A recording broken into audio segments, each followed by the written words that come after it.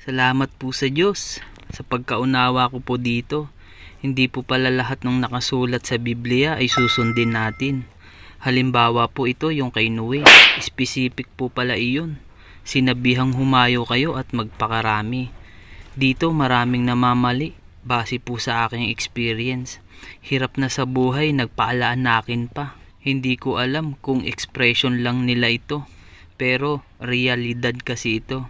Siguro okay lang magparami yung kaya mong ibigay yung pangangailangan ng pamilya mo.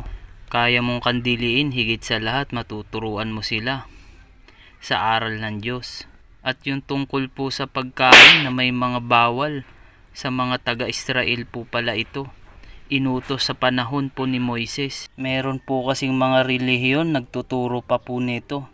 Sa ngayon, masarap kayang kumain, maraming masasarap na pagkain. Basta wala ka lang sakit, lalo na po yung lechon.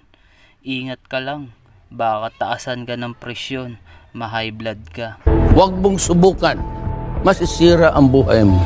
Kaya pala pagparito ng ating Panginoong Hesukristo, pinalitan na din ang kautusan. Ito yung experience ko din ito. May mga relihiyon, aral pa din nila itong ikapo o 10%. Biktima din po ako ng aral na ganito.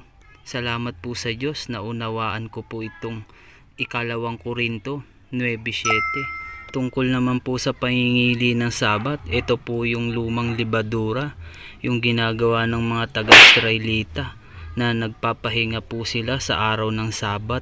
Ngayon po, si Kristo na po yung ating Sabat. Magpapahinga na po tayo sa mga masasamang gawain. Aalisin na po natin iyon. Susunod na po tayo sa aral ni Kristo. Doon na po tayo makakasumpong ng tunay na kapahingahan at kapayapaan. JMB, ano naman yung sinasabi nyong sa 2 tanong lumawak ang kaalaman nyo? Tulad ng 10 Commandments, yun ang mga batas ni Moises, halos pang laman pala ito. Sa kautusan po ng ating Panginoong Hesukristo, malilinis yung budhi mo. At pagkatao mo pang spiritual, sapat ito para tayo'y maligtas.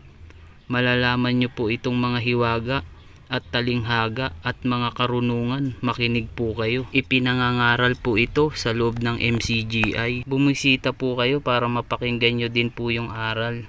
Kayo po, ano pong take away nyo po dito?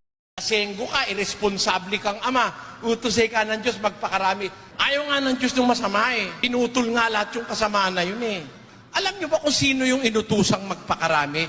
Yung bawal ang baboy.